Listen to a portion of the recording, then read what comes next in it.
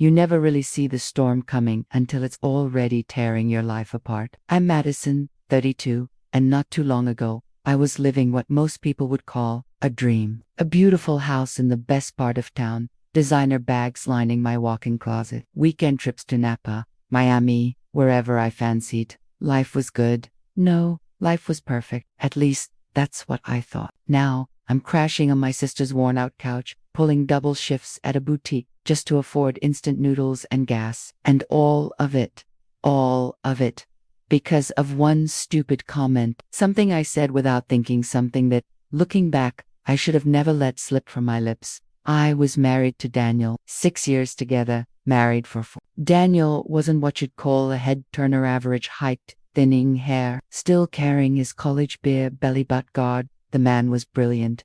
A world-renowned acoustic consultant. People paid him more per hour than most make in a week. His job, designing perfect sound environments for symphonies, recording studios, theaters. His ears were basically gold. Honestly, I never really understood how someone could care so much about how sound bounced off a wall or how a ceiling absorbed echoes, but it funded my lifestyle, the house, the car, the vacations, and I was grateful. Well, maybe not grateful enough. I worked at Lux and Bloom, a high-end boutique, 20 hours a week selling overpriced clothes to women trying desperately to look 10 years younger. Let's be real, it wasn't about the paycheck. It was about having something to post on Instagram between Pilates and lunch dates.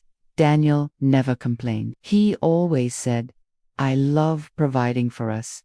I'm happy if you're happy."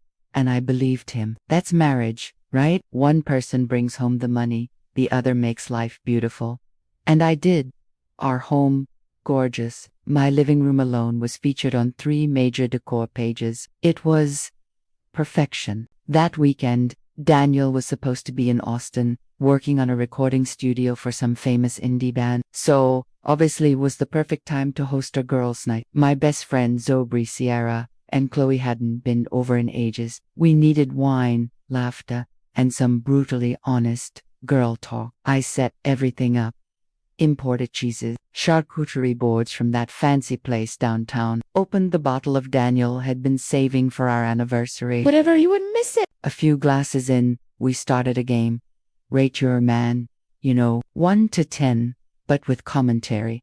Aubrey's boyfriend, and 8 hot but won't stop talking about his crypto portfolio. Sierra's husband, a solid 7 dad bod but sweet, great with the kids. Then, it was my turn. I didn't mean anything by it. I was just venting. Daniel, I don't know, like a 5, maybe a 5.5 on a good day. I laughed, but hey, the man pays for everything, so I can live with it. I might have said more about how boring he was at parties, how his version of romance was explaining the science behind our favorite songs, how stability had won out over passion. It was stupid.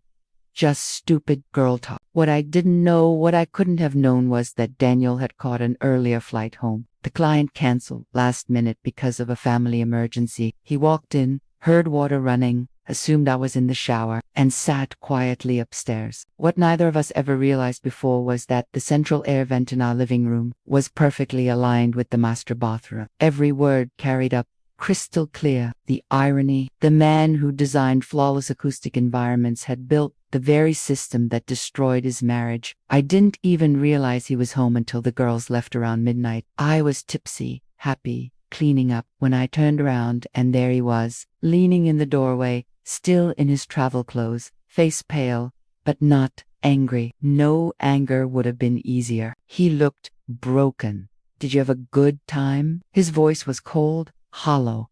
I laughed nervously. "Yeah, just a girls' night." "When did you get back? Thought you were in Austin." "Client canceled. Got in around 9. 9. That was exactly when I'd been mid-rant about his hairline, his weight, and how I'd settled. My throat dried up. "Did you hear from the bathroom?" His eyes didn't even blink.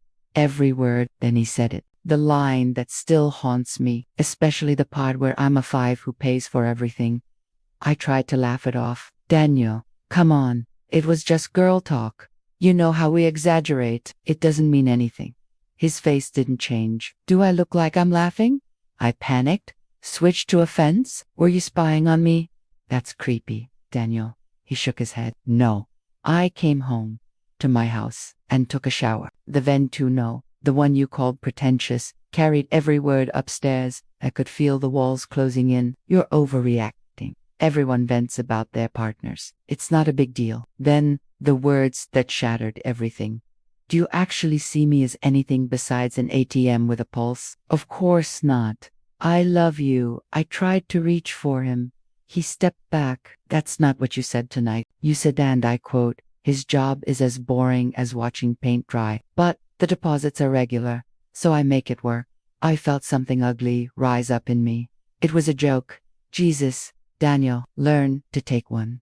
His hands ran through his hair. You know what's not funny? Realizing the woman you've loved for years sees you as a paycheck, nothing more. When I woke the next morning, expecting him to cool off, he was gone. No note, no text. By day 4, he finally returned, but the man who walked through that door wasn't my Daniel Cove. Calculated, mechanical. I've made a decision, he said, sitting at his desk.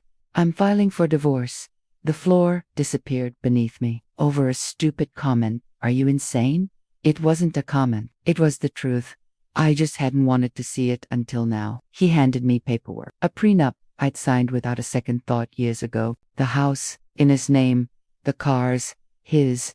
The accounts, already split. He'd moved my share into a new account. Enough for a few months. You have 2 weeks, he said quietly. Then, I want you out. I begged. I cried. I tried seduction. I cooked his favorite meals, left him voicemails, even wrote a letter full of apologies. But he was done. Completely, heartbreakingly done. And then, the final blow. A photo popped up on my feed. Daniel, smiling, arm wrapped around some woman named Elise Glossop. Curls, ordinary looking. The caption, so proud of my acoustic genius. Watching you live your dream is everything. It felt like a punch to the stomach. She was proud of him, not of what he could buy her, not of the lifestyle, of him. I stared at the screen, wondering if I ever looked at him that way. I didn't know. My sister sat down beside me, quiet for a moment before asking Matt, are you ready to admit that you really messed this up? I wanted to scream no. I wanted to blame him, but the truth sat heavy on my chest. Maybe, just maybe, I did.